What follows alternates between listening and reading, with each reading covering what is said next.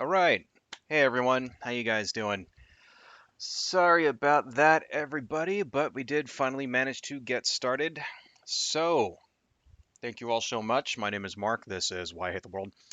I was unable to stream last Saturday, which really sucked because I was all ready to go, and then my computer decided to take a huge, massive dump all over that idea, and I wasn't able to get going.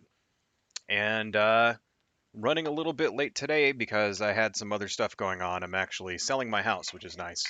So, yeah, but we are ready to go now, which is good because we have a lot of stuff that we need to talk about. So, um, welcome, everybody. Today we're going to be talking about, of course, conservatives and their love for Vladimir Putin because, as I'm sure you're all aware, there's a war going on right now in the Ukraine, which is kind of kind of intense. We did do a whole stream about it last time, 2 weeks ago, where I kind of gave the history of the Ukraine and what was going on there.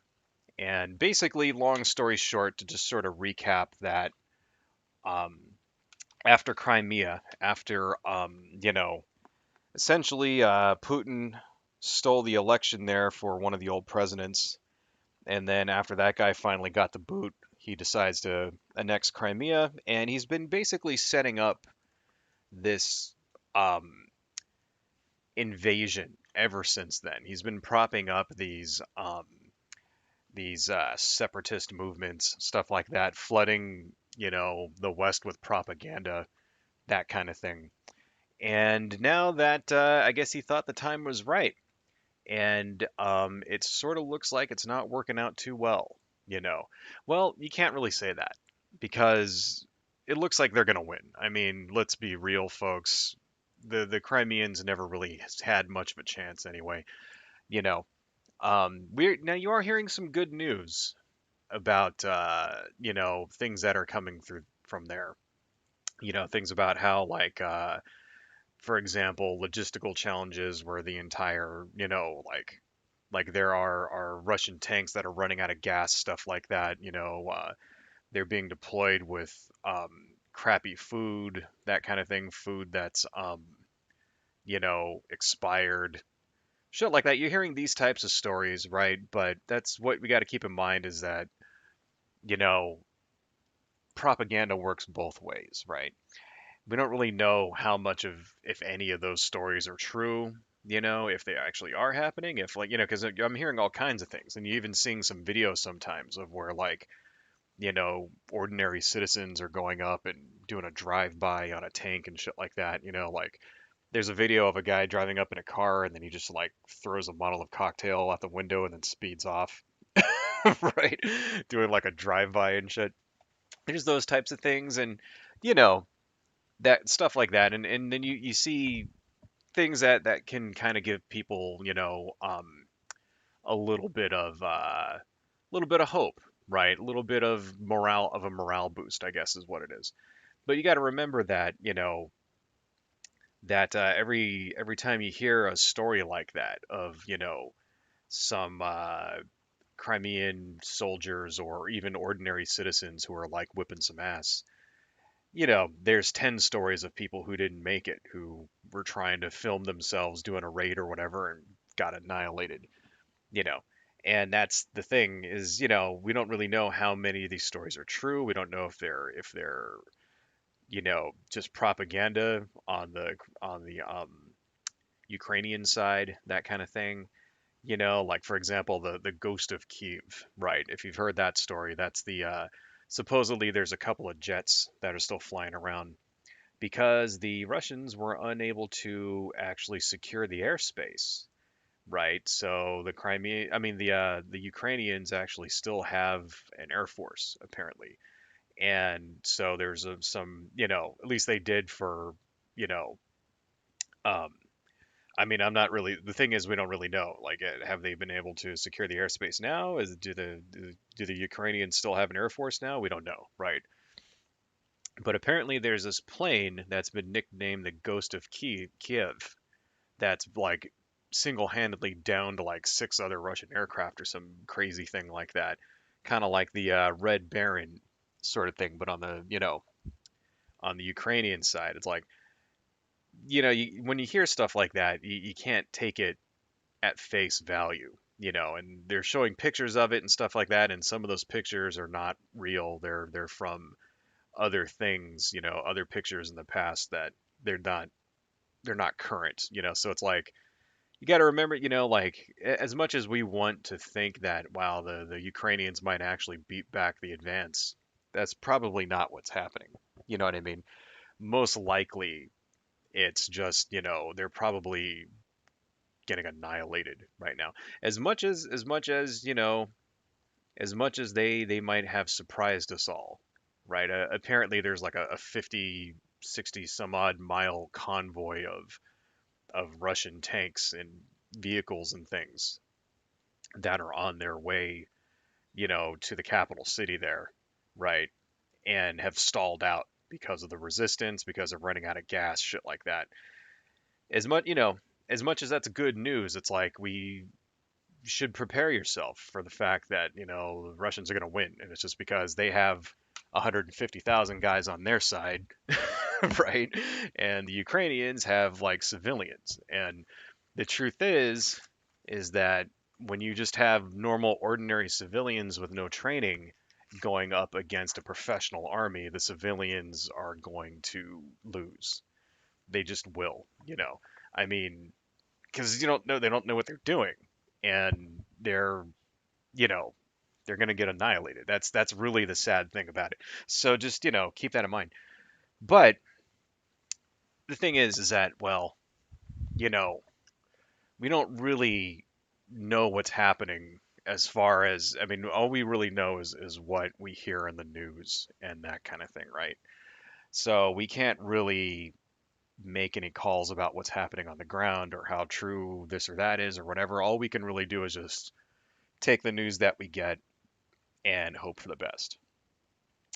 So that's part of the reason why I don't want to comment so much myself on the actual battles and the battlefield conditions and all that shit. First off, because I don't know what I'm talking about. I'm not a soldier. I don't have training. I don't know any of this stuff, right? I know nothing about being in the armed forces. All I know is just as much as you do, which is you probably know more if you've been in the military or whatever. I've never been in the military, so basically me trying to comment on any particular battle or army or maneuver or shit like that or what me making predictions about what I think is going to happen is useless. You might as well be listening to like any just given like dude on the street. Right? So that's why I'm not going to try to comment on that stuff. All I can really comment on is, politics, right? What I think should happen, that kind of thing. And the other thing that I am going to comment on, what I can comment on and not sound like a complete moron about is how we are reacting here in my country, the United States. That's really the only thing that I have any business speaking about. Right. So, to do so otherwise, I mean, if I were Ukrainian, then maybe I'd feel better about commenting on like the actual situation there and reporting on news that we get out of there and whether this is true or that's false. Because to be honest, we have no way of knowing. We have no way of knowing if any of the shit that we're hearing is true or false or what. We don't know what's propaganda and what isn't, right? And whenever you hear stuff like this, because you're hearing, I mean, I don't know about you, but I'm hearing all kinds of stories about like all kinds of ridiculous things, about Russian soldiers, um, deserting, stuff like that, you know. And it's like, well, I have no way of knowing if that's true or not. We really don't. I mean, I have no way of knowing any of that. I'm hearing all kinds of stories about stuff like that, about how the Ukrainian army has captured all these tanks and vehicles and they've destroyed like, troop carriers and all this other shit. And whenever I hear stuff like it makes me think whenever I hear that kind of thing, like It makes me think of the first Iraq War. The very first one, Desert Storm from like 1991 or whatever that was, right? Makes me think about that because there was a guy, if you remember, in Desert Storm who was the official spokesperson for Saddam Hussein, who came out and would give these updates and kept saying shit like, "Oh, we've destroyed an entire mechanized tank column and this and that, and we've taken 5,000 prisoners and we've downed 47 aircraft," and like you get this dude, and they gave him a nickname. They called him Baghdad Bob, right? And it was basically propaganda. It was propaganda that had no basis in rational, like, fucking reality. And everybody knew it when we were like, I remember this too. I mean, I was like in high school when like Desert Storm happened. And I even me, I was like 14 and shit. And I remember seeing it and I'm like, who's this guy trying to kid? Like if you were to listen to him, it would sound like the war's over and the United States is being like got annihilated, and on top of that, we're probably going to get invaded. You know what I mean? And there was just like no basis, like no rational fucking basis like ever. And that's what I want to avoid. I want to avoid coming off like Baghdad Bob, you know. So just keep that in mind whenever you see you know, commentary in the news, and you go to Fox or CNN or whatever, right? And wherever it is you get your news from, whenever you see people talking about it, especially here, like in the United States, like some country that's on the other side of an ocean halfway across the world, just remember they don't really fucking know. They don't really have any clue what's really going on. They don't really know what it's like there, right? So don't and this is doubly important if you're like just discussing things online and like like getting like Reddit posts or things that are on Facebook, shit like that. Remember, none of that stuff. Like, don't take any of this stuff for to be true. Take it with like a dump truck full of salt, you know, until you can actually verify what actually really happened and what's really going on and what the status really is, right? And until you can do that, don't believe any of the stuff. Take it all, don't, and that goes for, the other way, the other side as well. Like don't instantly believe the Russians are just like slaughtering everybody either. Could be the other way. Could be that, yeah, maybe they are, some resistance there. Maybe they are being held back, maybe their advance towards the capital has been stalled, and there's actually a chance that you know they might be receptive to some peace talks or something. It could happen. Just keep your eyes open and be ready. Don't count the chickens before they hatch, I guess is the good way to describe that, right? So, anyway, one thing I did want to talk about, one thing I can talk about effectively without sounding like I'm speaking out of my ass, is the reaction that we in this country are having to all of this, right? Which is, of course, suitably abysmal, right? Absolutely suitably abysmal. So, for those of you who live in other countries who don't live in the United States, right, it may come to some shock, some surprise to you that we live in a highly, highly, highly polarized society in the United States here. We are definitely not getting along. The conservatives and liberals. It's basically there's two big camps in the United States. There's Republicans and Democrats, conservative, liberal, right? Which is, I'm sure that's usually how it's broken down, although other countries tend to have way more in the way of political parties and stuff, than we do. We have two big political parties and that's it.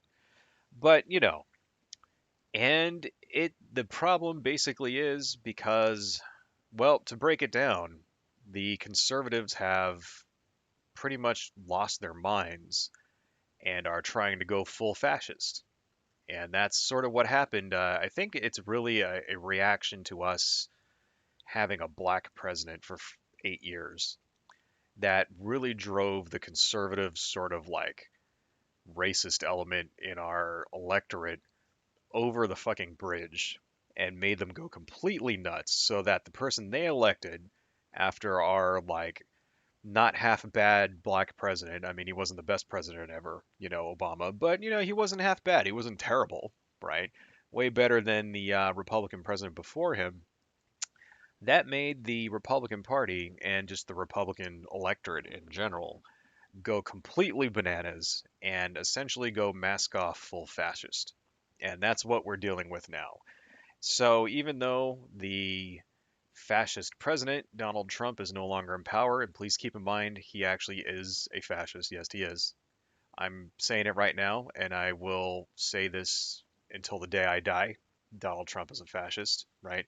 He had people arresting people in the streets without, he had people basically running up during protests, snatching people off the people who were not in uniform, snatching people off the streets without reading them any rights, taking them to who knows where, and as a terror tactic. Like, this is what he was doing. That's a fascist fucking thing right there. That's when you're, and then he tried to steal the goddamn election. I mean, let's not forget that too. So yes, it's fucking fascist, right?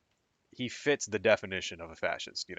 Not all the fascists, not fascism isn't always just throwing people in train cars and like, you know executing people in the streets. We never got to that point, but I have 100% believe that if this was allowed to continue, it might hit that point eventually. Right.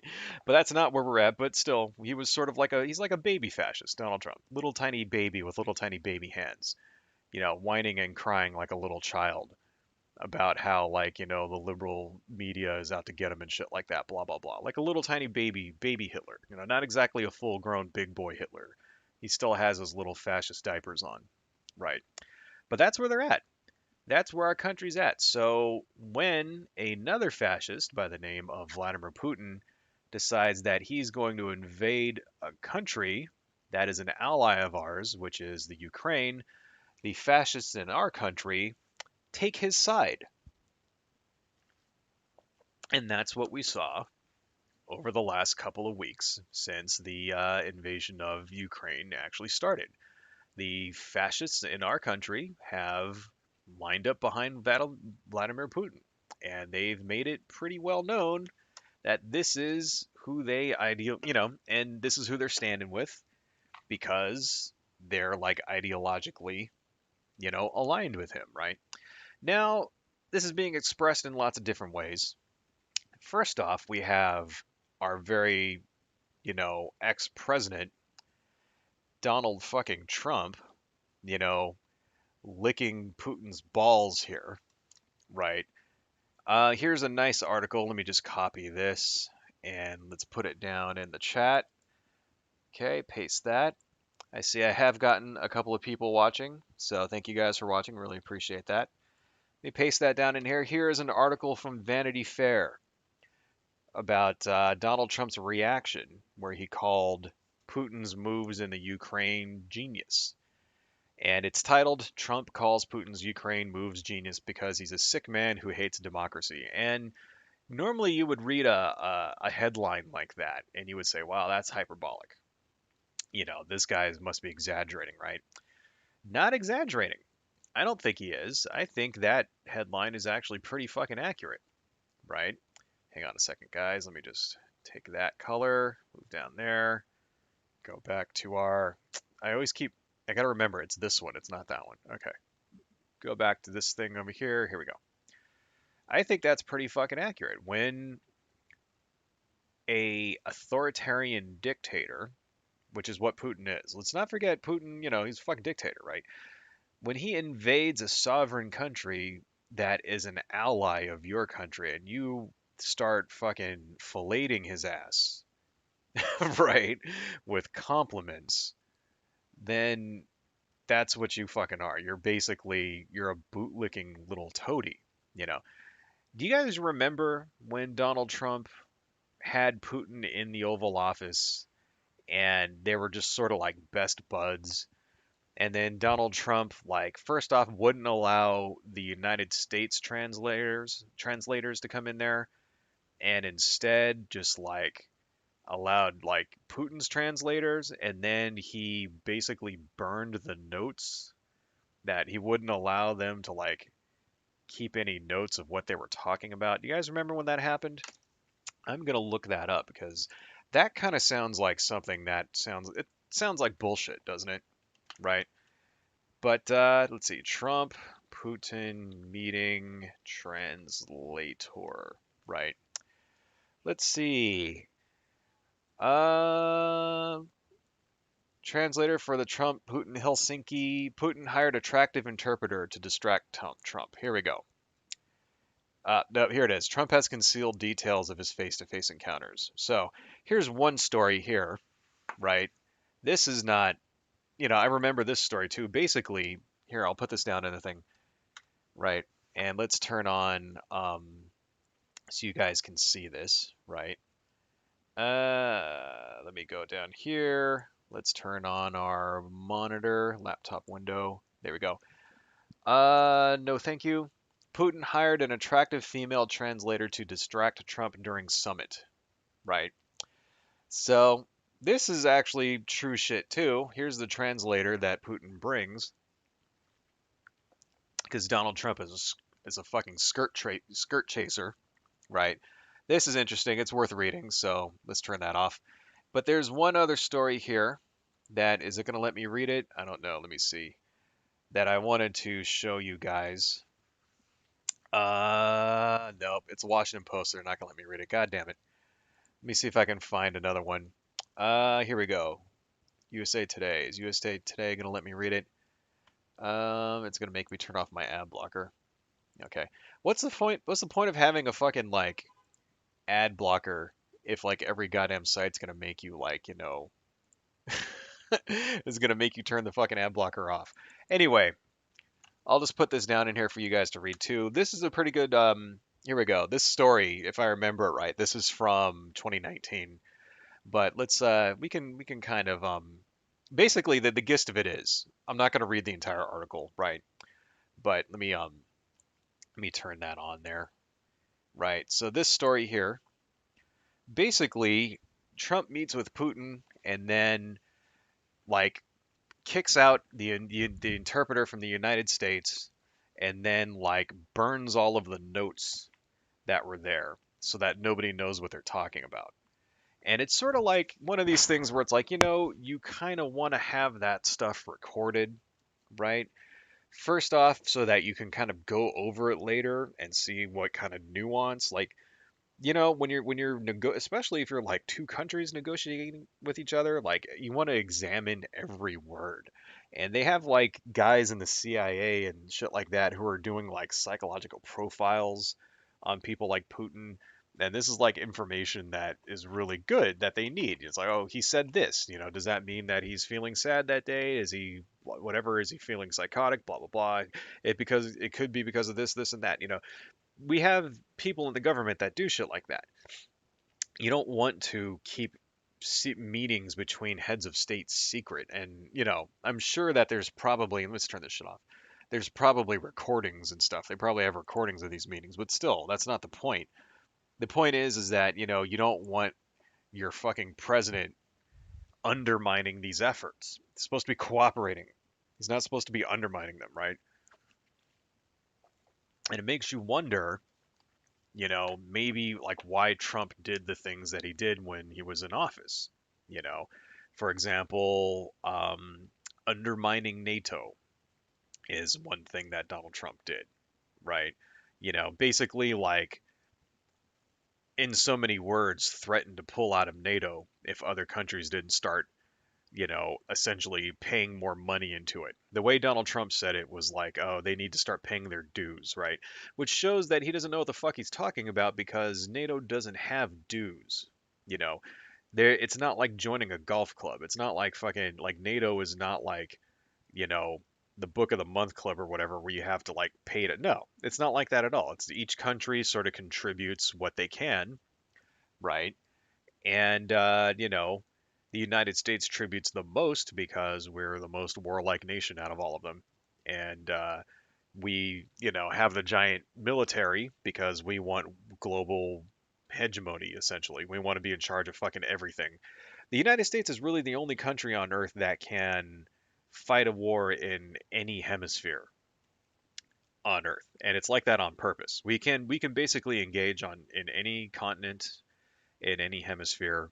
We can bomb any country that's out there. There's really no place on this Earth that is beyond our capability, and that's how they want it.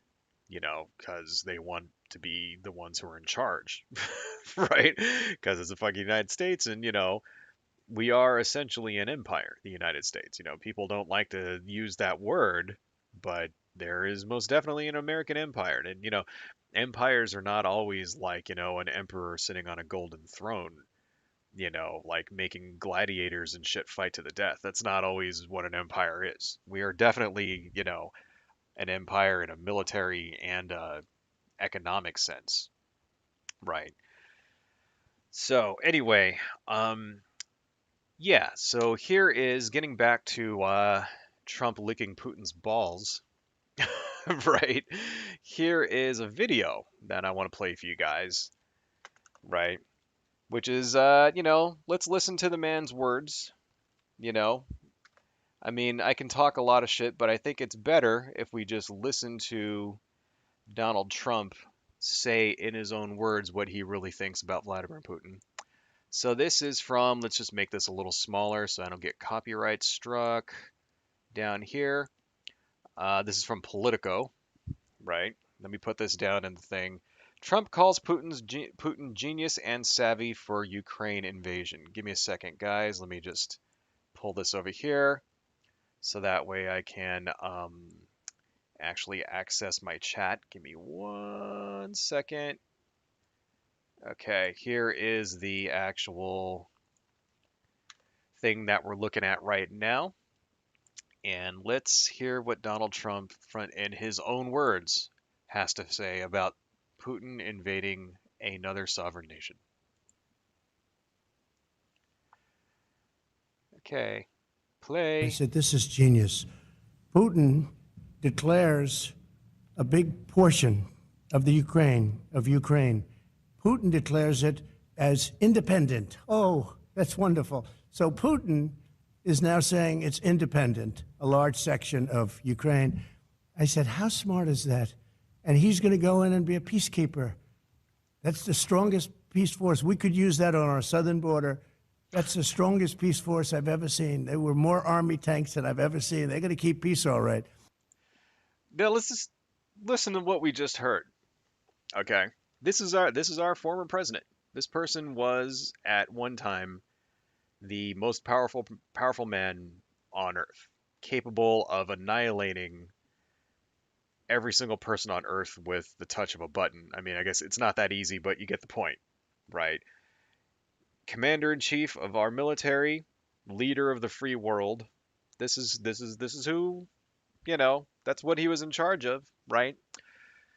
He thinks Putin is smart. He thinks that's genius. He is basically taking what is obviously a bullshit story, right? The notion that, you know, Putin and Russia are just engaging in peacekeeping, right? That is Putin's excuse for invading. If I'm sure you've all heard about that, but basically what he did is that he said, okay, there's these two breakaway regions, right, on the east side of the Ukraine, and we're just going to say that these are independent countries. And then they decided to invade in order to defend these two independent countries, according to Putin, which is complete and total. I mean, that's absolutely fucking ridiculously, like, ridiculous. Complete ridiculous. Absolutely ridiculous. You know, kind of sounds like Donald Trump doesn't knows that it's bullshit, but is congratulating him anyway. Listen to what he said, right? I actually have a transcript of it. I went in yesterday and there was a television screen and I said, "This is genius." Putin declares a big portion of Ukraine. Putin declares it as independent. Oh, that's wonderful. It's like he knows. Let's turn this shit off, right? But anyway, I put the link down for you guys so that you can see it, right? He knows that it's a lie. He's congratulating Putin for his amazing lie. That's what he's doing. He's saying, wow, Putin seriously. Oh wait, did I just close my? Okay, good, I didn't.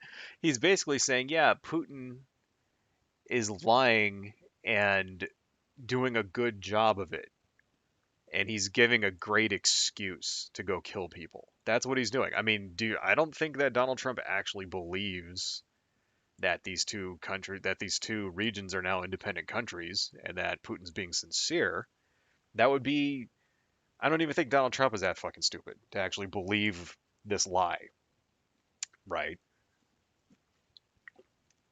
He's congratulating Putin on Putin's creative lie, right? That's what it sounds like to me, you know. Which kind of first off shows what kind of fucking person Donald Trump is, that he thinks Putin's smart because he can lie so well, you know. But and then now let's read the second half. Okay, okay. And he's going to go in and be a peacekeeper. That's the strongest peace force. We could use that on our southern border. See, he's got to throw in a little bit of like, dick sucking in there too. It's like, oh, the strongest peace force. We should do the same thing on our southern border where we don't have people invading us, right? Like, he's got to throw in, and also it just has to throw in a little bit of racism too. Can't forget that. You know, do you guys actually think Donald Trump really gives a shit about the southern border? Number one, do you think he really fucking cares? Hell no, he doesn't give a fuck. Hell no, he doesn't care. He knows that the people that vote for him care. The people that vote for him are super fucking racist, right? If you look at Donald Trump back in like the 80s and 90s and shit, he wasn't this like insane super conservative. I mean, he was racist, right? But he wasn't like a nutbag fucking fascist like racist kind of guy. He was actually kind of, into things like gay rights and shit like that. You know what I mean? Like he cared about abortion. At least he made statements to that effect that, abortion and stuff like that should be legal. Like he said these kinds of things, right? Do you think he even, I mean, I'm sure he didn't like, non-white people back then just as much as he does it now. In fact, we have some evidence of that, with his father and shit, right? And then I think there was like the Central Park 5 was another like, like these guys who got like basically accused of a crime they didn't commit. And Donald Trump took out a full page ad in some newspaper against them or whatever, something like that. I don't know, I have to look it up. So, we know he was racist, right? But he wasn't like a fucking super fascist uber conservative back then, right? He really is doing it because he always he's doing it to throw red meat to his base. You notice like every time he fucking talks, he mentions the southern border like all the time, right? It's because that's his base. His base wants that. So so he's got to throw it in here too. The strongest peace force. We could use that on their southern border. Continuing on. That's the strongest peace force I've ever seen. There are more army tanks I've ever seen. They're going to keep peace all right. No, but think of it. Here's a guy who's very savvy. I know him very well, very, very well.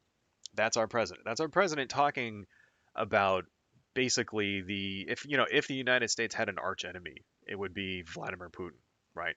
Vladimir Putin wants to basically destroy the United States. He does. He wants the United States to collapse as a political entity. Right. He wants the same thing that happened to the Soviet Union to happen to the United States, that we would essentially collapse and then sort of, run out of money and collapse and not be able to afford the super giant military anymore, so that we wouldn't be able to challenge him anymore. Then he could move into Western Europe. That's the ultimate goal with with Putin and the United States. Okay, let's not forget, for years, Putin has been trying to destabilize the West. You know, he kind of, in this regard, helped Donald Trump get elected for that reason. Like the Russian troll farms, right? You guys remember that shit? That was true. That actually happened. The Russian troll farms, where they would basically, you know, um, guys in Moscow would sit there and just like post like fucking right wing and left wing shit all day and fake news articles and to rile people up on Facebook groups and that kind of thing, right? 24/7. And they would post stuff on the left and then stuff on the right, and then they would like, basically just to sow discord, right? And it actually happened, and it just so happens that the right wingers fell for it more often than the left wingers, and I can actually pull up proof of that if you want to talk about it. Right. That's definitely true. Fake news definitely spreads more on the right wing than it does on the left. That's just reality, right? But still, let's not forget that came from Vladimir fucking Putin. He set that shit up. He fucking, you know, paid people to basically spread discord, and he's doing it right now. You know, he's doing it right. I have no doubt that some of the I guess support that we're seeing for Russia in this conflict from the right wing in the United States is a result of these types of you know um, COINTEL like sort of campaigns. I have no doubt in my mind that there's propaganda being planted by the Russians in our political discourse because they've been doing it for a long time. You know, pitting the right wing and the left wing against each other until we're fucking like our country is so divided that now 60% of Republicans think that it's time for a violent revolution. It just didn't get that way overnight, you know. It didn't. Okay, we are the division in our country just didn't form immediately, right? And it didn't come from Black Lives Matter, right? It didn't come from fucking cancel culture on Facebook. All right, that's bullshit. Okay, if anybody thinks that this is just that the division in our country is just an organic outgrowth of basically Web 2.0, websites and shit like that, social media, that kind of thing. No, no, right? It's not because the left wing got more radical or the right wing got more conservative or reactionary, right? It's because certain voices are being echoed, right? You know, and the Putin and his troll farms had no small part in helping that happen. That's what they're doing. They're basically stoking those fires, right? Because it's in their best interest for the United States to fall apart. And Donald Trump thinks he's a fucking genius. Donald Trump is helping him do it, right? Donald Trump basically threatened to pull the United States out of NATO. I think I already mentioned that, right? Donald Trump also tried to blackmail the president of the Ukraine in order to have him manufacture a controversy against Joe Biden. Let's not forget that either. Okay, that Donald Trump got fucking, impeached for that shit. The first time we impeached Donald Trump was because of the Ukraine, because he tried to fucking strong arm the Ukraine and he withheld, you know, aid from them, military aid, right? So when you get Donald Trump saying that Putin's a genius, and then there was another quote by him where he basically tried to take credit for, like, tried to blame, this invasion on Joe Biden being weak and tried to take credit for the overperformance of the Ukrainian military. That's another thing Donald Trump did. You notice every time Donald Trump says something, it's always got to be about him. He always brings shit back to him. People are like he'll go on Fox News and they'll ask him, "Hey, what do you think about what's going on in Ukraine?" And then he'll just like bring it back to him and start talking about like the election or some shit. You know what I mean? Like because it's always got to be about him because he's like a giant fucking narcissist who's most likely going to be president again unless we get our shit together, right? So, yeah, that's what's happening there, you know.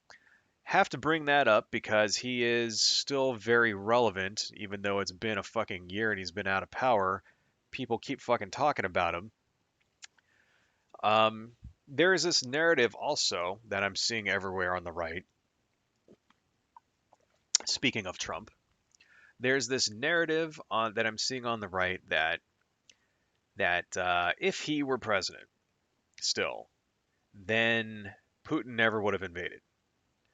And the bullshit story. goes like this: Donald Trump was strong, Joe Biden is weak. And because Donald Trump is strong, for 4 years, Putin never made any attack on Ukraine. And there's another bullshit lie that apparently Donald Trump said that if you invade the Ukraine, I will drop bombs on you. I will nuke Russia. That's apparently that's the rumor, which is complete and total 100% bullshit. Donald Trump did not say that, right? And we also do not have any proof that he ever said that because he destroyed his own notes. So let's keep that in mind. He can prove me wrong if he wants to. Let's see the notes from your meeting, motherfucker. No. No, you can't do that because you destroyed your own fucking notes because you wanted to keep what you guys were talking about secret. So fuck you. I dare you to sue me, asshole. But anyway, you know, that's fucking bullshit, first off. But this is what we're hearing from a lot of the right wingers. For example, let's see, Marjorie Taylor Greene said that, you know. So let me see if I can dig that up too. I wanted to find this. Let me see. Marjorie Taylor, because she went and spoke at the white supremacist counter event to CPAC, which is called APAC, I think. Marjorie, let me see if I can find that. Tried to, wow, there's a lot of, here we go. And Paul Gosar attend white nationalist pro-Putin event. Nope, stop. Is this the one that, there's video of her walking away where someone's talking to her about it, right? And she's giving these excuses. Um, Taylor Green event. Let me see if I can find it real quick here. Yeah, won't go to event after she spoke to poor Putin. I've got morons on my team. Here we go. This is it. Damn it. It's the Washington Post, for crying out loud. They're not going to let me watch it, are they? Nope. Fuck the Washington Post. Okay, let's see. Defend speaking at conference. Let's say Green speaking. Here we go. The Hill. I think this is it. So, fuck off the Hill. So I wanted to show this to you guys because what she says is like kind of fucking ridiculous, right? Let me just let's see. Let's play this. It's gonna make me watch an ad first. And the hill, the hill, the hill. Wait, is there actually a video here? Let me turn on my monitor. Is there an actual video here? Nope, this is not a video. Okay, well anyway, basically this is the here's the article that I wanted to show you guys, right? Let me just make this a little bigger. So this is Marjorie Taylor Greene defends attendance at white nationalist conference, right? So there's a conference called I think yeah, it's called AFAC, right?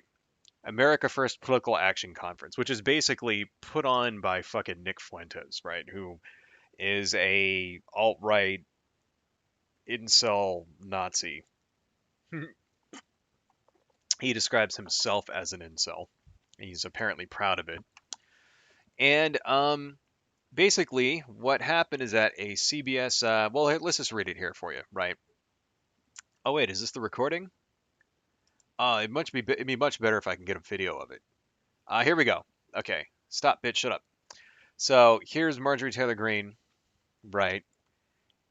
And someone is asking her why she appeared at this America First conference, right? Let's make this a little smaller so that I don't get copyright struck here. And then let's make it full screen. And let me play this. I have got to get to the airport, but I'm glad to talk to you about this. I do not know Nick Fuentes. I've never heard him speak. I've never seen a video. I don't know what his views are, so I'm not aligned with anything that may be controversial. Keep in mind, she spoke at his event that he put on that he was speaking at, right? And why would you go speak to a place if you don't know who the people who are putting on the event are all about? See, when politicians go to talk to people, they're not talking specifically to you. They're talking to the people at that event, right? So you see her on TV speaking. She obviously knew who he was. All right. Now, I do buy the fact that Marjorie Taylor Greene is too fucking dumb to maybe understand that this guy was a white nationalist, right? I don't think Marjorie Taylor Greene herself is actually a white nationalist. I think that she's just plain ordinary racist, like the same kind of sort of casual racist that you get with millions upon millions of Americans. People who say they would describe themselves as not being racist, but in practically every single way that matters, they are essentially fucking like racist, right? I don't think so. So the way what I mean is, I don't think that she would be out there holding like waving a Nazi flag, wanting to like you know uh, break away into her own little like white nationalist homeland in the Pacific Northwest or anything, waiting for like fucking the boogaloo to happen and shit. I don't think she'd be doing that, but I think she'd be very, very, you know, likely to like say vote for somebody depending on their skin color, right? Or to vote down a proposed like housing development in her community because, you know, it's too low income, shit like that, right? That's I believe that 100 fucking percent. So, you know, maybe she didn't know, right? But that's kind of not an excuse. It's not an excuse, man. You're a fucking congressperson, right? Marjorie Taylor Greene. You're a congressperson. You're supposed to know this shit. You're supposed to have a staff that is supposed to tell you who the people are that you're going to go speak at, right? So if you really didn't know that Nick Fuentes was a white nationalist, right? A white supremacist, a person who wants to not only secede from the United States and forcibly deport everybody out of who's not white out of the United States, but who would not be adverse to taking that extra step and maybe I don't know, add in a couple of concentration camps here and there. If you didn't fucking know that, then you're not doing your job. And what does that tell the people that live in your fucking area, that live in your district?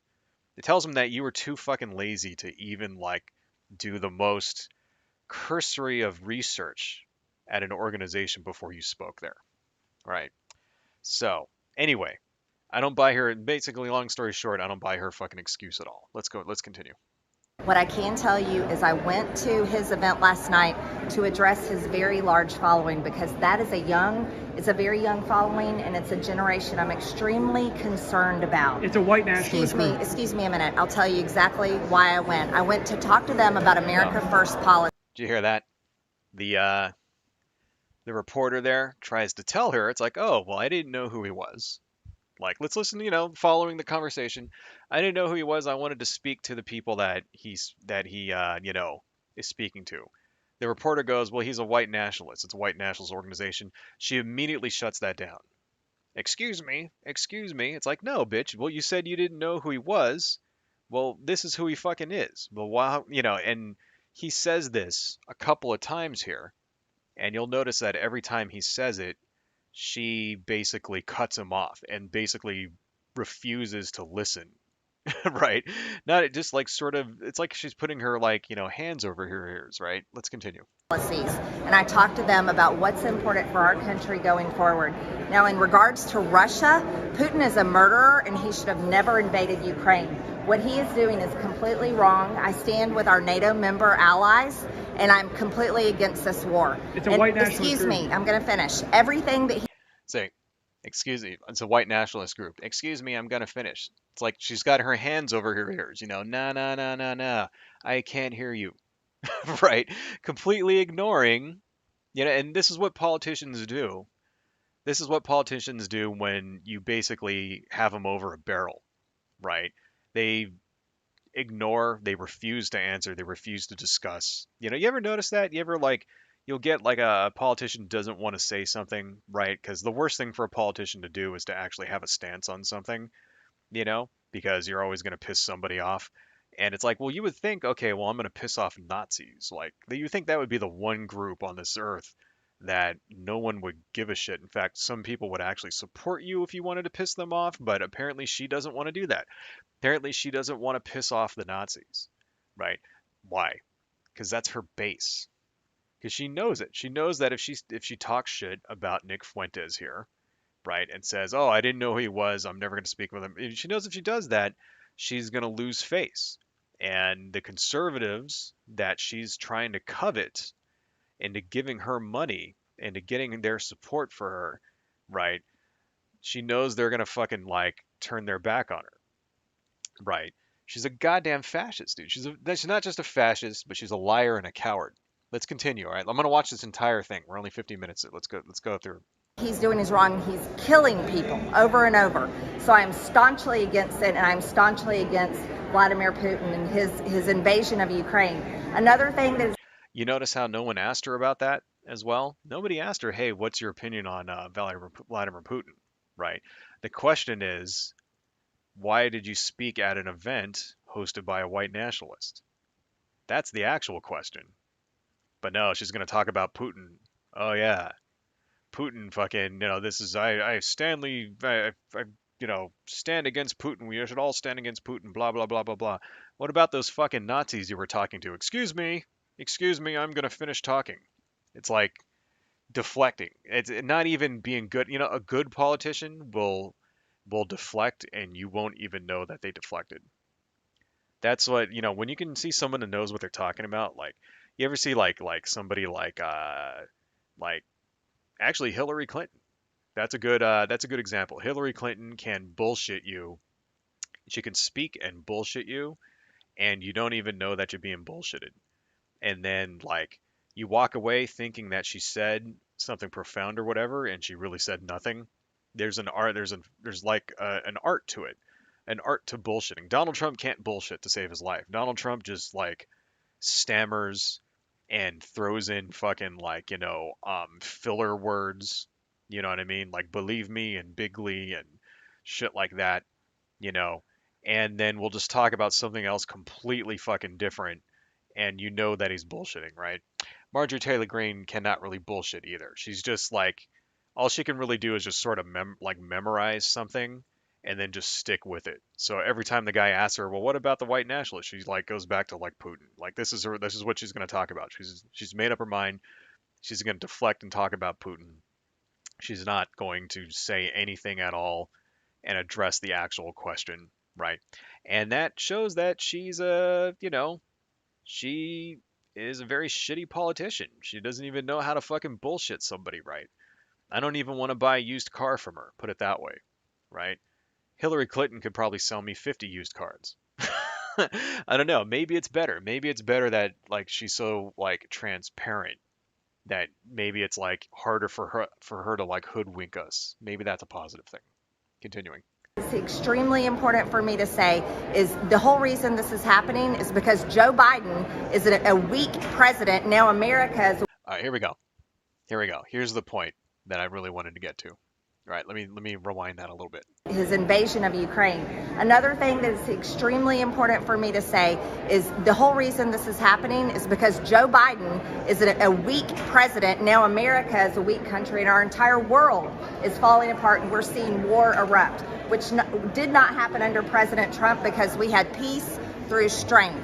So this is something that we've got to really focus on, and I'm appalled at our country for putting America last this way.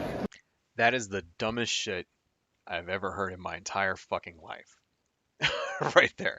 We're weak now. And when Trump was in office, we were strong. And we had peace through strength. That is the dumbest fucking thing. If anybody will, that is the stupidest shit that I can't believe. And this is the talking point. What we just heard from her right now, that's the talking point. That's what we're hearing. That's what I'm hearing all over the place, right? She's not the only person who said this. Okay. Fucking what's the guy with the little face?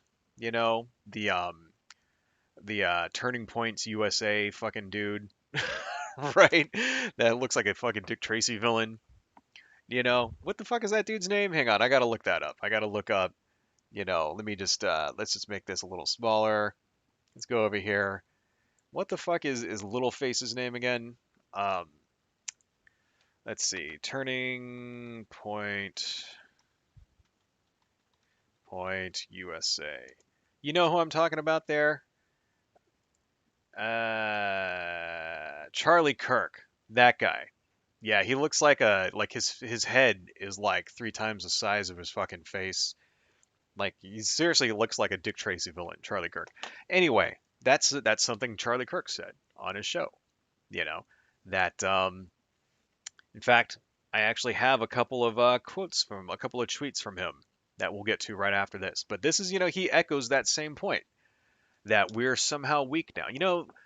The big mighty fucking Cheeto laced orange one has only really been out of office for, a year, right? How the fuck are we suddenly weak after a year? Like how? Right? Um, it doesn't make any sense. Okay, it's not like we've suddenly like lost our entire fucking military after a year. That's not true, right? It's not like, okay, yeah, so we drew down the troops from Afghanistan. That actually strengthens the country, right? When, we're not spending fucking $1 trillion a minute in Afghanistan, wasting money chasing terrorists who fucking aren't there, who all died like fucking 20 years ago and shit. When we're not doing that, wasting time and money dropping bombs on people and fucking drone striking like, weddings and shit, like that actually frees up a lot of resources, money and troops and resources, and actually makes the country a little more combat ready. And we have an entire generation of soldiers now with combat experience. And it's not like the spending on the military has gone down any by any fucking like stretch of the imagination. We're as strong military wise, militarily, like than we've probably ever been, like ever, you know. So this fucking dumbass talking point has no basis in fucking reality. And let's not forget, Donald Trump weakened the fucking military. Donald Trump took money away from projects, military Pentagon projects, right? In order to build a stupid fucking wall, you know, which Mexico was supposed to pay for, by the way, but Mexico didn't pay for it. The fucking Pentagon did, right? He shut down programs. Do you remember that? Remember when Donald Trump basically stole, I think, 20 or 30 billion dollars from the Pentagon and then put it towards his fucking dumbass wall, right? And like, these were like projects that had lead in times in the years, like basically measured in years. You know, like for years there were projects that like this money was going to and development and all that stuff for like this and that, and he just shut it all down and said, "Now we're gonna build a stupid fucking wall with it. All these people are gonna lose their jobs because I'm gonna build this dumbass fucking wall. All of this R&D is gonna go to waste. All of these projects are gonna get put on hold because I'm gonna illegally take this money." It's illegal, by the way, to do that. The president can't just be like, okay, I'm taking, that's money that was set aside by Congress. That looks like shit. I was trying to go for like a sphincter mouth kind of thing, but I don't really like how that looks. I don't know. I'll think about that. Actually, I already thought about it. It looks like shit. Let's get rid of that. You know, like you're not supposed to be able to do that, right? And this is Donald. This is the people that the Republicans think made us so fucking strong. Like it's absolutely ridiculous, man. Let's continue on. Making us depend on China, Russia, and foreign countries for our critical supplies and our energy. The fuck is she talking about? Our critical China, Russia, and foreign countries for our critical supplies and energy. We don't get any oil from Russia or China, right? I mean, if anything, our oil comes from like Saudi Arabia, right? But even then, not really, because, you know, oil is sold on the open market. So what is she talking about? Is she talking about trade with China, right? Well, the Republicans aren't doing very much to bring jobs back to the United States either. They're not doing jack shit, right? I mean, if anything, they made it way worse. Let's not forget, Donald Trump's fucking stupid ass trade war with, let's just delete that entire layer. I'm just gonna delete that whole thing. How do I get rid of this? Delete that. Remove layer. Okay, we'll put something else there later. That was kind of an experiment that didn't really work out. So, you know what we're gonna do? We're just gonna put let's create a new layer. Let's do new layer from visible. There we go. Oh, wait, that was wrong. Let's not do that. Let's undo that. Let's just put a new, how do I make a new layer? Here we go. New paint layer. Okay. Toss that one. Delete that layer. Delete. All right, let's just put that there, and let's just fill this in red for now, and then later on, we'll figure out what we're gonna put in here. How do I fill this? Edit. Damn it! I told you guys I was gonna like watch a bunch of tutorials on how to use this program, and like I totally didn't. I haven't had time, man. I've been like selling my house and shit over the last last week. I've been like really busy, like looking at houses and having people come and look at my house and all this other stuff. And selling a house is just as complicated as buying a house. It's crazy. Anyway, I'll give you all an update on that later. Anyhow, let's continue on. We've only got about 30 seconds left. Let's listen to this idiot babble for a little more. Endorse Nick Fuentes' views? Excuse me. I don't know what his views are. I've never. He's a white nationalist. I do not endorse those views. The reason why I went was to talk to the audience. Yep. The reason why I went was to support, just going to completely ignore it. That's the third time this guy has told her that this Fuentes is a white nationalist. And this is the third time that she's completely ignored it, that she's just, not even going to address it, right? Continuing on. Just like I've talked to many different audiences. I've talked to Democrat union workers earlier this week. I've talked here at CPAC. I talked to his people who were there. It wasn't an alignment. It was to talk about getting everyone together to save our country. And I think that's what. Could I ask, why did you take the stage though? An appearance is an endorsement. Young white men. Yep. Then she runs away. See that? It's kind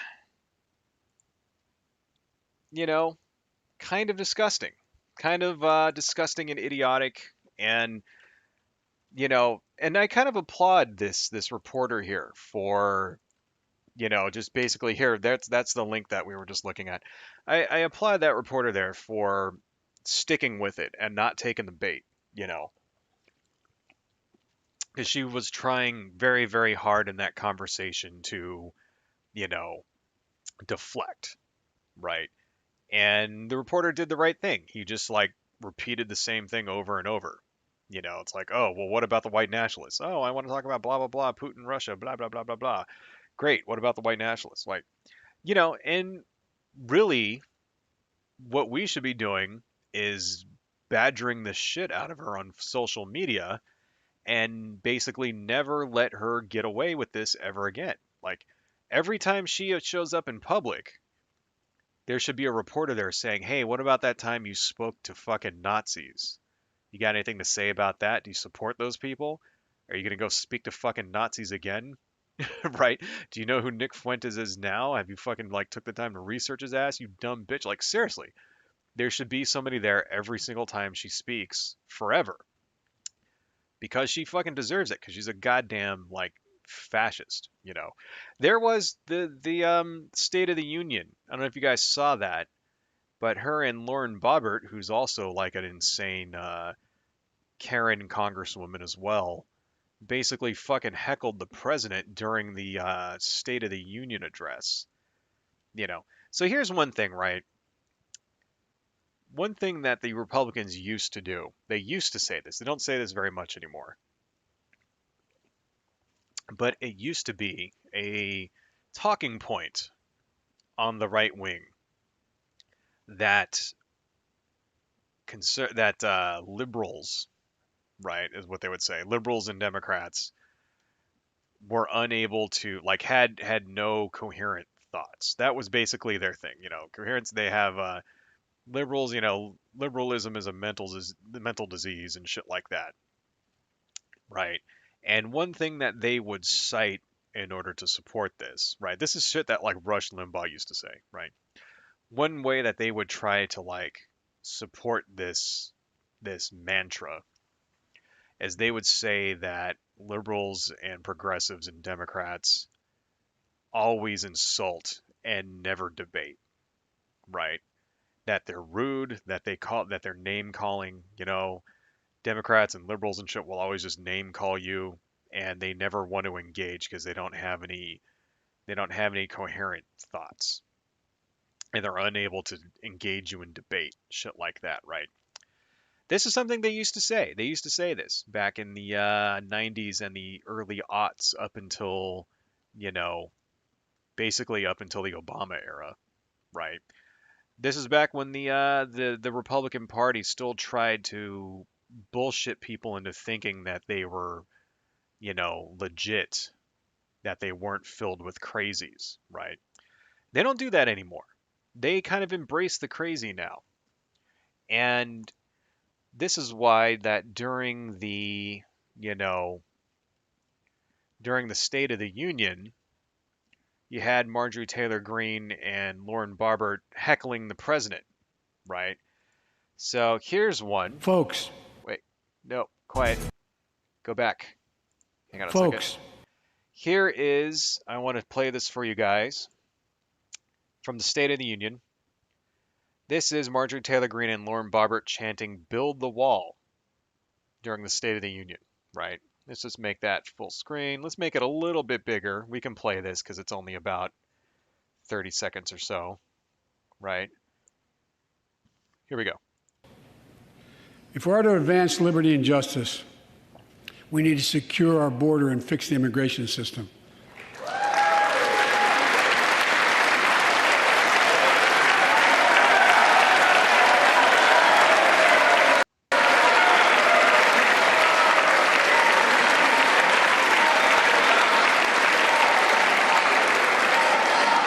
And as you might guess, I think we can do both. At our border. Did you hear that? Build the wall, build the wall. And then people start laughing. All right, let's rewind that a little bit. I think we can do both. People are laughing at him. It's like embarrassing. It's embarrassing like how fucking bad that is, right? That's just so like totally like ghetto. There's no other word for it. Let's turn that off, right? I want to show you another clip. This is, let's see, when he was talking about his soldiers, right? Do I have a video of this too? I think there's a video. Okay, let's just play that. Top story. Oh wait, it's gonna make me listen to a commercial first. So let's just turn off the audio. Play. Okay, here we go. So this is from NBC News. Let me just make that a little bigger. And let's turn on the window. This is them. This is Biden talking about his son who actually died in the military. Let's listen to that. These burn pits that incinerate waste, the waste of war, medical and hazardous material, jet fuel, and so much more. And they come home, many of the world's fittest and best trained warriors in the world. Never the same. Headaches, numbness, dizziness. A cancer that would put them in a flag-draped coffin. I know. One of those soldiers was my son, Major Bo Biden. I don't know for sure if the burn pit that he lived near, that his hooch was near. Did you hear that? 13 of them. She's talking about, of course, soldiers who died in the withdrawal from Afghanistan, right? Funny how they care so much about those 13 soldiers, but not like the 5,000 that died during the war. They didn't give a fuck about those soldiers enough, to not cut their fucking like funding so that they could get body armor and shit like that. I don't know if you guys remember that, that soldiers were like basically buying their own fucking like Kevlar like body armor flak jackets and shit. I don't even know what they are. Do they even use Kevlar? I have no idea. But you get the idea, right? That was a story that came out, how the Republicans were cutting their funding, how they were like cheaping out on things like showers, because they were paying like, Kellogg Brown or whatever was like basically paying like fucking, underbidding everybody and then like making shitty showers and all the soldiers were getting fucking electrocuted and shit. Like they didn't give a fuck about them then, right? They care about them when 13 of them die, ending the war, pulling out so that the war can fucking end. And the only reason they give a shit is so that they can score, you know, score one up on old Biden there and try to make him look bad, right? I did like how everybody told her to shut the fuck up when that happened. Let's listen to that one more time, right? I did like this nice little, booing that she got. This is Lauren Boebert saying this. Headaches, numbness, dizziness. A cancer that would put them in a flag draped coffin. I know. One of those. That actually sounds good to me. I like that. I like the fact that she basically got told to shut the fuck up, you dumb bitch. Right? Shut up. The fucking president is talking. You know what this reminds me of? Right? Because I don't remember anyone ever like, talking shit when Donald Trump was speaking, right, at the State of the fucking Union. I don't remember that. I do remember this though. There are also those who claim, You know, I don't know. Do you remember this one from? This is from 2009. Barack Obama speaking. that our reform efforts would ensure illegal immigrants. This too is false. The reforms I'm proposing would not apply to those who are here illegally. Did you hear that? Did you hear that? Those who are here illegally. You lie. Right. That was a guy named Joe Miller. Sorry, not Joe Miller. His name was Joe Wilson. That was his name. Let's turn this off. Right. Joe Wilson is in the House of Representatives. Joe Wilson is still in the House of Representatives. Right. That's the first time I remember that happening. The first time I remember somebody heckling the president during the State of the Union. I'm sure it's happened in the past. I'm sure this is not the first time it's ever happened. Right. Seems to be that they like to heckle when, a Democrat is in office, right? I don't remember anybody ever heckling George W. Bush. I don't remember anybody ever heckling Donald Trump. I think Nancy Pelosi golf clapped at him once or something like that. No one ever stood up and said, "You lie," to Donald Trump when he said his obvious fucking bullshit, right? If you think if you think it's bullshit, that's fine, right? If you're a senator and you're in that room, that means you have access to the media anytime you fucking want. All you got to do is make a phone call. It doesn't matter who you are in that room. You could be like some like guy that's never been no. You're a senator. You're a senator. Get on the phone, call the news, say, "Hey, I got something to say," and there will be a camera in front of you in short order, and you could say all the shit you want. It's uncalled for to stand up and to scream, "You lie," or to fucking start chanting about a fucking stupid wall, right?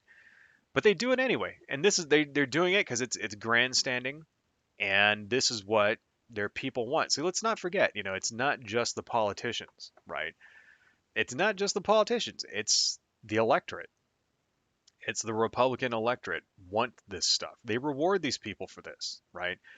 Marjorie Taylor Greene and Lauren fucking Boebert went and said all that stupid shit and heckled the president during like the most important speech of the fucking year and all that stuff. They did it on purpose because that's what their people want, or at least that's what they think their people want, you know. And they're going to get rewarded for it. And now everybody on like, right wing Twitter and like Getter and Fapper and fucking Masturbator and all those other dumbass right wing like Twitter ripoffs or whatever. What's Donald Trump's fucking Truth Social or whatever stupid ass fucking name, right? All of those people are going to get up and talk about how she's so savage and she's a hero and blah, blah, blah. This is a real American and all that shit, right? This is what we're dealing with, man. We're dealing with, half of the country who have, you know, lost their minds and are following morons, you know, who are electing the worst of us to positions of power because half the country is fucking filled with assholes. Seriously, that's what it is. They're basically half the country is filled with fucking assholes who don't give a fuck about anybody but themselves and are actively trying to destroy the country. That's what they're doing, right? And I don't give a fuck. Does it make it? Am I using violent rhetoric here? No, this is the truth. I'm sorry. I don't give a fuck, man. I'm saying how it is. You can accuse me of being, of being fucking virtue, what do you call that? Hyperbolic or whatever. I don't give a shit. You know, this is demonstrably true at this point, right? You notice how Marjorie Taylor Greene was talking all kinds of shit about Putin. That was her big excuse for speaking at the America First you know event there was that she was deflecting with Putin, right? Why don't we see? Let's scroll down here because I got another video from the actual person who put on um, AFPAC, right? This here is Nick Fuentes at the very same event that Marjorie Taylor Greene was at, talking about Putin. Let's see what Nick Fuentes has to say. Let's rewind that a little bit. They say about America, they say diversity is our strength, And I look at China and I look at Russia. Can we give a round of applause for Russia? Yes. Round of applause for Russia. Absolutely, absolutely. America First, folks. This is that's the name of his organization, America First. Talking about how Putin is like, giving him a round of applause, starting a Putin chant, right? Putin who wants to see the United States destroyed. Okay. I don't know how, does anybody, I know that I have conservatives that watch my show here. I know that I do because they like to tell me to get, to basically get bent all the time. They like to tell me to fuck off all the time. So I know you're out there. I know you're watching. Do you guys really think that these people are patriots? Do you really think that, Nick Fuentes here gives two shits about the United States or the country or the people in it? He named his organization America First, right? I mean, let's ignore the historical connotations of that because America First, back in the 40s was actually a pro-fascist group. They were actually they were a group where I did an entire stream on this. There were all kinds of these sort of pro-fascist, pro-Hitler kind of groups, pro-Nazi groups back in the 30s and 20s and 30s, right? That were all outlawed once the fucking war started, right? That's what his group is named after. Of course he'll deny it. He'll just say, "Oh, we have no connection with this old, with this old group or whatever." He fucking knows what it is. right? He exactly knows what it is. There's a reason why he named his group America First, right? You know, but ignoring that, if you actually like thought maybe he gave a shit about America because of the name of his organization, this kind of seems like that should kick that notion right out the fucking window, don't you think? You know, they're basically cheering on the invasion of one of America's allies by the one person in the world who has the means and ability to actually hasten the demise of the United States, who actually has in the past used his power and ability, his power and his money and his position and his country in order to undermine the United States. That's what Putin does. This is what Putin does. He destabilizes countries so that it makes his position better, you know. And that's really the only reason, It's so that he can have one less enemy so that he can extend his influence even farther and make more money, you know. Authoritarianism is ultimately all about money. Let's turn this window off. That is really the only reason to be a dictator is, besides the fact that you have like, let's see, we could turn that off too. Besides the fact that you get a shitload of like, power and you get to kill people and stuff like that. The other major benefit to being a dictator is billions upon billions of dollars, right? This is part of the reason why the sanctions that they've clobbered Russia with are so fucking devastating. Like it's pretty bad. The sanctions that they hit those banks with, they took them out of what do they call it, the SWIFT banking thing, and Putin said if we did that, that would be considered an act of war, and they kind of called him on it. And it's like, so far he doesn't look like then he responds and says, "Oh, well, I'm gonna like get my nuclear, my nuclear capabilities ready or whatever," which is kind of an empty threat because they should have been ready already. They already should be on like, high alert. But he basically said, "Oh, now I'm putting my nuclear powers on high alert," and it's because the sanctions are gonna crush his ass, and he kind of knows it. And it looks like they calculated, correctly that this was not a bridge too far, and he wouldn't bomb us for that, right? Kind of like how this is looking. That's cool.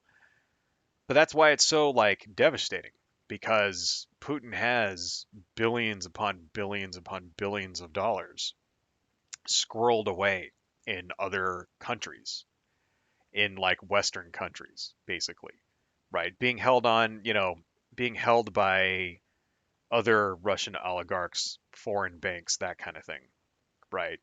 And it's all kind of put away that he can get it whenever he wants. He can, if he wanted to retire, he could just like call in all of his cash and he'd probably be one of the richest men on earth, if not the richest. I mean, think about, think about like basically embezzling on a national scale for 20 years straight. Who even knows how much money he's got access to, right?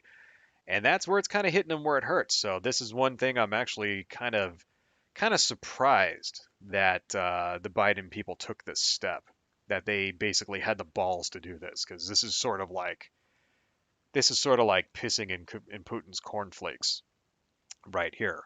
Usually when a country holds sanctions like that against another country, like it doesn't actually affect the rulership most of the time. Usually it'll be like, oh, we're going to prevent trade with your country, blah blah blah blah blah. Like they do this with North Korea, right?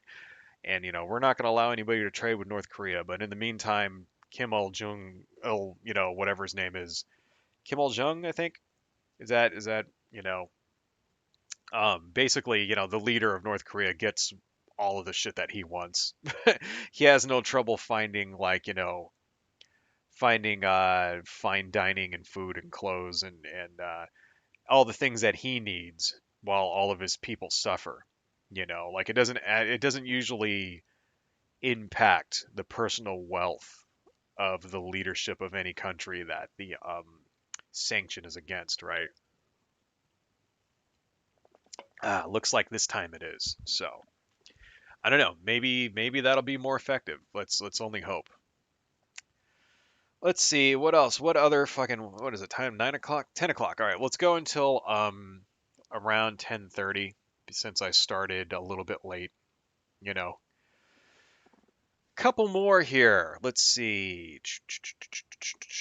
We have a tweet by Dinesh D'Souza, who is a basically a conservative writer. Oh shit. I need to undo that. All right. Let's see here.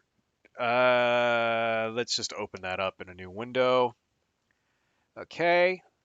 Dinesh D'Souza is kind of like, he's sort of like Dennis Prager, kind of sort of. He's like a conservative writer, sort of, douchebag, right?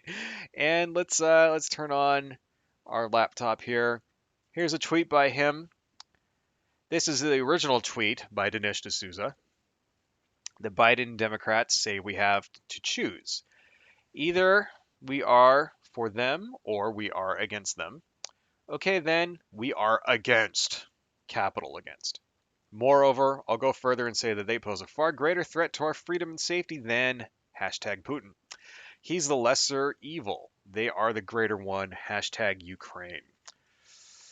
So, to Dinesh D'Souza, the Democrats, the Democratic Party in the United States is a bigger threat to the United States than Vladimir Putin. So the Democrats, by what? By trying to pass Build Back Better? Is that what they're doing? Like what is it that the Democrats are doing that are so fucking bad that makes them worse than the dictator who has a nuclear arsenal at his command and is actively working to destroy the United States? What makes the Democratic Party worse? Because what? Because they want to give people voting rights? Is that it? Right? Because they want to, excuse me, they want to give people jobs. They want to pass Build Back Better, right? They want to pass the Voting Rights Act. They want to, what? You know, what is it that they're doing that's so fucking bad? This is how, and then he actually doubled down on it because this is him retweeting himself. Since I'm trending on Twitter for this outrageous, in quotes, statement, I figured I would share it again. It's nicely stated, and as Richard Nixon once said, it has the added merit of being true. It's outrageous, right? It's more than outrageous. It's fucking traitorous, is what it is, right? Dinesh D'Souza can just jump on a plane and fly to Russia anytime he fucking wants, right? You know, if he really thinks that the Democratic Party is worse than a dictator that kills people, you know, Putin executes journalists. He like has them disappeared, right?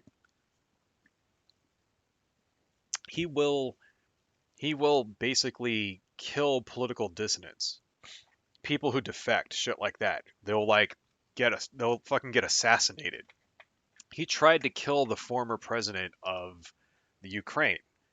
The president that was before Zelensky, right? We went over this like in the last stream. I did an entire thing of it. And basically he fucking tried to poison, you know, the leader of another country, right? I mean, this is who the Republicans are like throwing their fucking hat in with, right? This is the person that they're like filleting right now because what? Why? Why do they fucking like him so much, right? I mean, now I know that for example, this is starting to turn because this was a few weeks ago. When was this? On the 24th. So that's what, 2 weeks ago, right? It's starting to turn a little bit. You're starting to see on Fox News and stuff. They're basically Fox News and some of the other conservative outlets are seeing which way the wind's blowing, and they're seeing that people are starting to turn against, the pro-Putin line, right? But still, for a good like fucking, I mean, we still have these assholes like fucking towing this line. I mean, I guess it's because it makes I don't understand. I mean, is it because it makes Biden look bad? somehow. So they want to support. Is it because Donald Trump liked Putin? Is that it? Like, I don't get that, man. So I've got a couple of tweets here that I want to show with you guys. Speaking of our resident Dick Tracy small-faced villain, our small-faced Dick Tracy villain, sorry, Charlie Kirk. Here's another tweet by him. This is, let's see, let's make this a little bigger so you guys can see it and you don't see my notes. Charlie Kirk, America's southern border still warrants more attention and action from our, quote, leaders than Ukraine's eastern border. That hasn't changed. So that was a quote, that was a talking point these people had before the war started. You know, first off, they thought that there wasn't going to be a war, which admittedly I didn't either. And they thought that the Biden administration was just hyping it up in order to distract from something or some other shit like that. Then when it actually happened, then you got them sort of poo-pooing it like this, right? Saying this stupid fucking shit, right?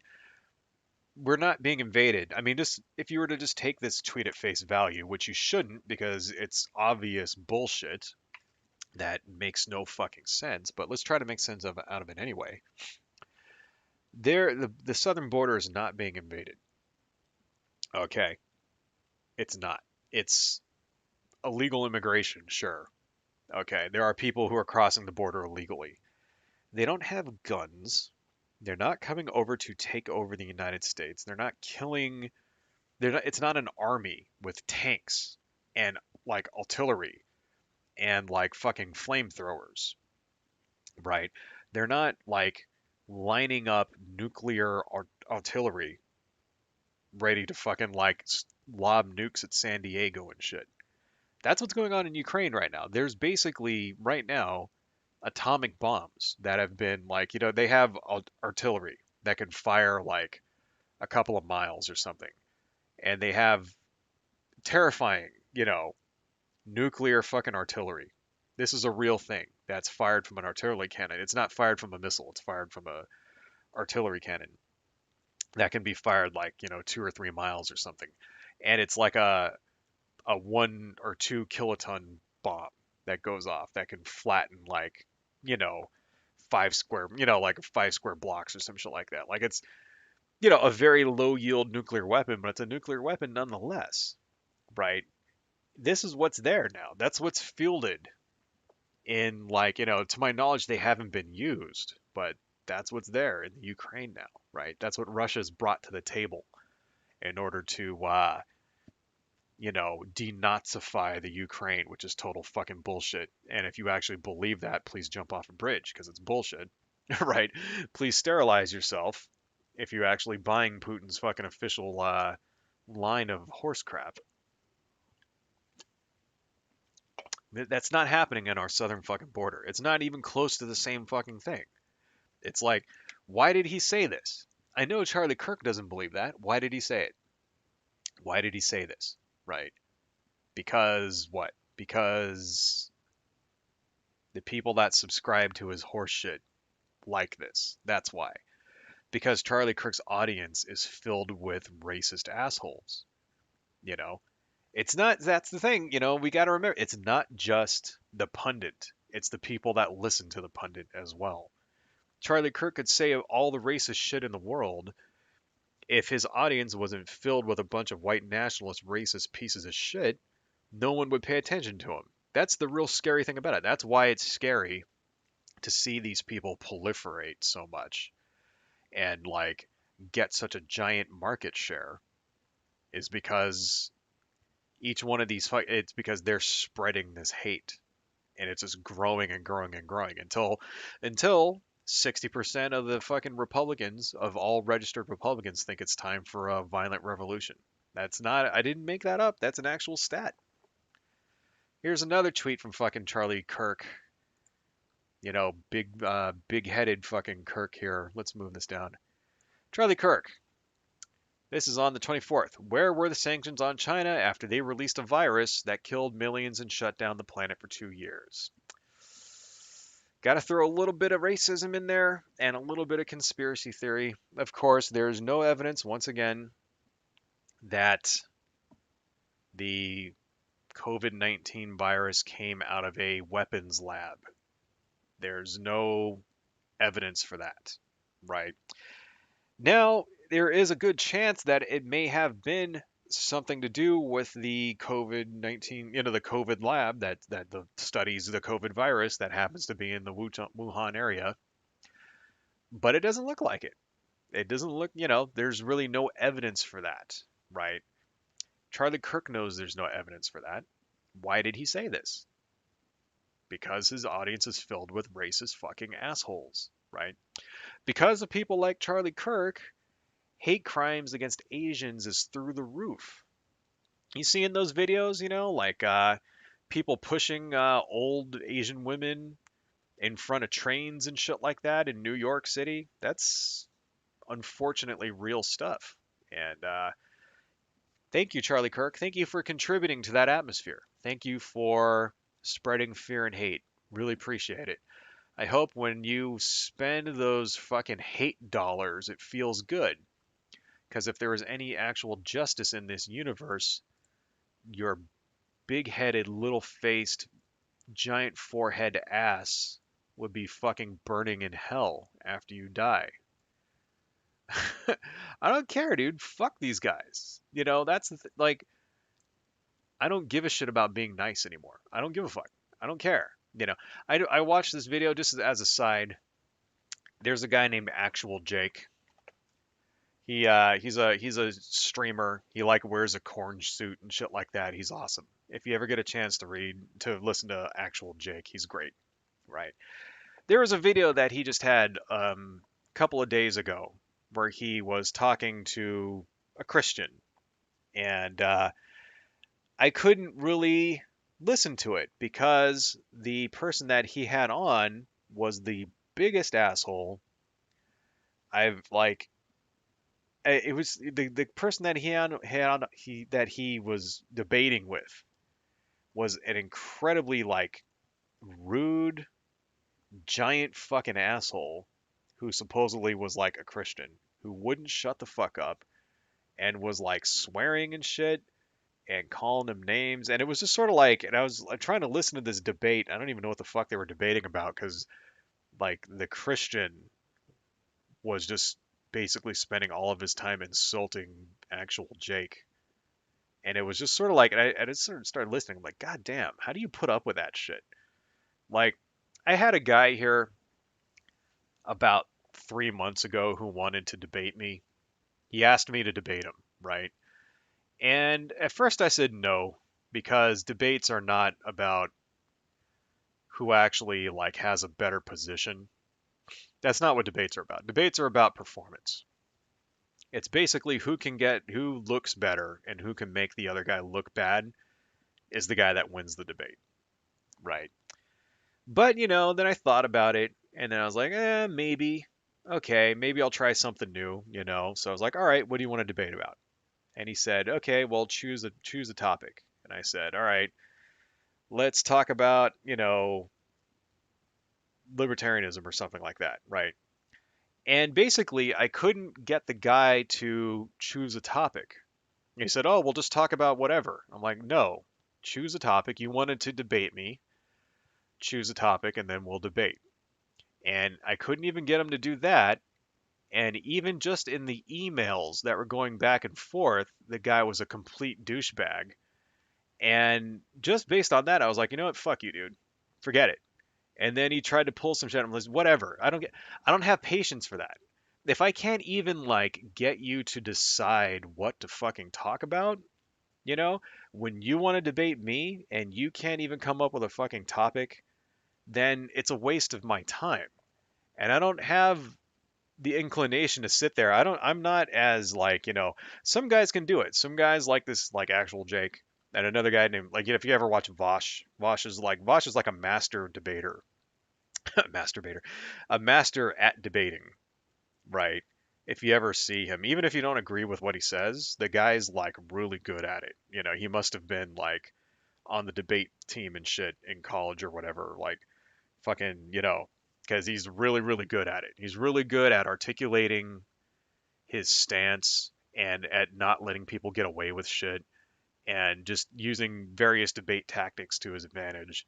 And, is also extremely knowledgeable and knows what the fuck he's talking about and is not afraid to like pull out the guns. He's very patient with people. He'll usually like allow people to talk and talk and talk and then just hang them, right? With like he allows people to state their position and then he ruins their position, right? I don't have like patience for that. Me myself personally, like listening, just even like listening like to the average debate that Vosh has, like I would have like broken down and started screaming long before that. I don't like people calling me names or telling me to shut the fuck up. Right? I can't handle that shit. I don't understand it. And I don't understand and it just kind of it gets me. It gets me how the people who are supposed to be, moral and supposed to have the moral high ground, the Christians, the conservatives, they're supposed to be the people that are living to a higher moral standard. How not only do they not do that, but they actually do the opposite in pretty much everything they say, everything they do, everything they believe is the exact opposite of what they profess. And I can't entertain hypocrisy like that. I just don't have the fucking patience for it. And I don't care. Maybe that limits my channel. The fact that I don't want to debate people, maybe that means my channel will never grow past a certain point because that's like in order to, grow, you have to like expand and then you have to debate. Maybe that's what it takes. And fuck it, then I'll just be a small channel forever. I don't give a fuck. And Shoma, what's going on, man? I was just about to wrap it up here, dude. It's like 10:30 almost. Actions of let's read what you got. Actions of these Republicans is reminiscent to their denial towards January 6th. Was a big deal, let alone happen. Their personal business are being affected by Putin's, and they're panicking now. Yeah, I know Donald Trump's personal business is because Donald Trump apparently owes a lot of money to some of these oligarchs, right? And so that's kind of a big deal. The fact that the ruble crashed and is like it's like less than a penny now, like that's a big fucking deal. That's really like putting the kibosh on some of this. It's putting some pressure on Putin to like sue for peace. Because like, even though he's a dictator, like he sort of doesn't run the show all by himself and he's also not invulnerable. And if he like pisses enough of the oligarchs off, they will replace his ass, So I don't know, maybe that will get him to actually like dial it back and actually pull some troops out of there and stop it with the indiscriminate fucking rocket attacks and shelling on populated areas, right? Hmm. Um, I'm really sorry. I'm glad that you joined, but I gotta end it because it's 10:30 and I gotta work tomorrow. I was gonna end this with all right, well I want to end it with one last thing. Okay. These are some tweets by a guy named QAnon John. Let me just make these a little bigger so that you guys can see them before we turn on the screen here. Right. And let me move these over here. And let's see. Let's make that. Let's turn on our screen. Couple of tweets by QAnon John here. QAnon John, this guy, the Patriot Voice, used to be named QAnon John. He's one of the larger QAnon influencers that's still out there, right? You would think QAnon would be over with by now. It's not. It's still going. It's a religion. It's a religion at this point. Let's read what this guy has to say. Patriot Voice. You have to read this thread. Wow. Emoji, emoji, emoji. Putin may have just prevented the next global pandemic. A lot of those targets he's bombing in Ukraine are U.S. biolabs, funded in large part by the NIH. If you remember from the Fauci emails, the NIH were the ones to actually fund the gain of function of C19. Now Putin is laying waste to where they are likely working on their next deadly bioweapon viruses. Special military operations, what does Putin know? That's news to me. That's news to me that the biolabs in the Ukraine created the COVID-19, right? I thought COVID-19 came from a lab in Wuhan, China. That's funny. Suddenly there's a war in the Ukraine, and it's not from the Wuhan lab anymore. Now it's from these supposedly secret biolabs that are being run by Dr. Fauci personally in the Ukraine. Kind of like they just saw that there was a story in the news and decided to work it into their mythology, right? That's what always happens. This is what conspiracy theorists do. Whenever something pops up in the news, it suddenly gets worked into the conspiracy theory, right? It doesn't matter what it is. It could have been, a refugee crisis. It could have been one of the phony baloney caravans that always show up whenever, the midterms come around, right? It could have been a school shooting. It doesn't matter what it is. Whatever happens in the news is suddenly part of the conspiracy, right? Because it's all bullshit. And this is how these people work. This is how they stay relevant. They see what's going on, they work it into their fucking like fan fiction, and then they get those clicks, they get the ad revenue, they get people buying their books and going to their like watching their videos and going and paying $300 or $400 to see them speak in person because it's all about that moolah. It's all a giant grift. Does anybody out there, if you're watching this and you believe this, for fuck's sake, please stop believing it. One more from this guy. Oh, wait. Here it is. QAnon John. Honestly, I can't think of a better red pill for the normies than what is taking place in Ukraine right now. Even more than that, the fact that Putin is targeting US NIH funded biolabs to possibly derail the future plans of Bill Gates, the WEF, and their next pandemic. They're in brackets, by the way. Basically, he's talking about the Jews, is what he's talking about. Finally, it is finally time to admit that the fact that COVID-19 came from the US, University of North Carolina, Chapel Hill to be exact, and then was exported to US NIH funded lab in Wuhan, China to be released in the world, the end will not be for everyone. Oh, okay. So it wasn't actually created in China. It was created in North Carolina and then exported to China. Seems like there's some extra steps there, don't you think? Seems like if your plan was just to release a virus and kill a shitload of people, who cares where you fucking release it? Wouldn't it be easier just to release it in the United States, in North Carolina, so that it would immediately start attacking the people you want to kill? Why bring it halfway across the world first? That doesn't make any fucking sense. And how the fuck, why would Bill Gates need bioweapons labs in the Ukraine if he's got one in North Carolina or in Wuhan? It doesn't make any sense. It's so fucking stupid. It's so stupid.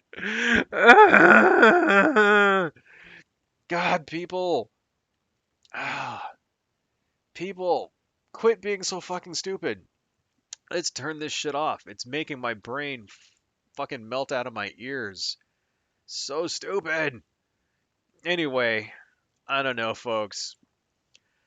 It just amazes me. It amazes me how the conspiracy theorists, the libertarian minded, freedom loving conspiracy theorist people, the don't tread on me people, the people who always said that they would fight to the death for, I don't support what you say, but I'll fight to the death for your right to say it. Those people, it always blows me away how they were the first fucking people to line up behind the dictators. Whether that dictator is Donald Trump or Vladimir Putin. Right. It doesn't make, I don't know. I think it's because I think they like Putin. They really like him. He identifies with them ideologically. Putin doesn't like gay people. Putin, there's not a lot of minorities in Russia. They don't allow them in there. Non-white people, right? They don't allow them in Russia, right? They're very right wing. Putin has a very right wing government. He's got tight control over the media. You know, he jails people and shit like that. And that's kind of what they want. They want to do the same shit that Putin does to you and me. And this is why, I don't know, this is why half of our fucking country is just, the politicians at least, they're traitors, man. That's what they are, dude. Marjorie Taylor Greene's a fucking traitor. Lauren Boebert is a traitor. Paul Gosar is a fucking traitor. They're all They tried to take over the country. January 6th, they lost. Now they're acting as a fucking cheerleading squad for the one person in this world who has his finger on the nuclear button and would very much like to wipe our country off the face of the earth. And they're fucking cheering for his ass. Blows me away, folks. Our country, the United States, is doomed. We're doomed, folks. I don't know if you know that. We're basically fucked. I would not be surprised if the next Republican president we have is the last. And maybe our country really will break up the same way that the old Soviet Union did. I wouldn't doubt it. You know, if that happens, man, I don't know. You better buy some cryptocurrency, man. Better have some gold or something. Because the first thing that's going to happen is all your money's going to be fucking worthless. Enough of this stuff. Okay, I need to wrap it up here because I didn't eat dinner and I'm hungry as fuck. And I also got to work in the morning. So, if you like what I do and you want to give me some money, uh, you can go to my SD shop and let me just open it up here. Let's turn on my window. This is my SD shop here, folks. Let me just drag that down a little bit. And I will put this down in the chat for you all. Let me just, excuse me. This is my SD shop. I sell, did that post? Post, you piece of shit. Wait a minute. Why am I not seeing anything? What's going on here? What the fuck? It's not actually, it didn't post it. Why it says slow mode is, oh, wow. Okay. There it goes. All right. It took a second for it to post. Okay. Anyway, this is my SD shop. I sell stuff here. This is a brand new one that I did. This is this was actually a guy wanted this as a commission, and then he said that I could sell it afterwards. So, I sell prints, I sell comics, that kind of thing. Please, if you like what I do and you want to support the channel, please consider buying from my SD shop. If you want to check out my webcomic, it's here at hawanja.com. Fun for the whole stupid family. I do, it has ninjas in it. It's got people getting, kicked in the face, stuff like that. I'm doing these character profile type things here. So I've got these character profiles so that you can see who they are, that kind of thing. And, please check out my webcomic. There you go. This is also, if you want to see more of my artwork, I have a DeviantArt site here. All the stuff that we do on the channel shows up on the DeviantArt site. And in addition to some other things as well. So you can see my artwork there if you like it.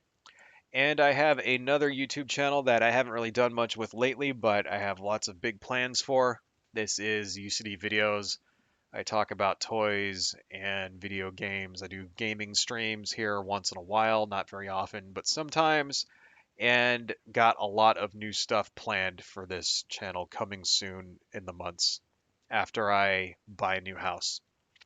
Anyway, folks, let me go ahead and turn that off for now. Thank you all so much. I really appreciate you guys who did come. I know I sort of streamed without any warning. I wasn't really sure if I was going to be able to do it tonight. So for those guys who actually did come and check me out, I really appreciate it. You guys are great. This Saturday, hopefully everything will go well. And I think I got my computer in a nice situation so that it won't die on me again. And if all goes well, we'll do it again this coming Saturday, 11 a.m. Pacific Standard Time. So thank you all for joining. Thank you too, and Shoma. Great to hear from you, man. And I will see you all later. Adios.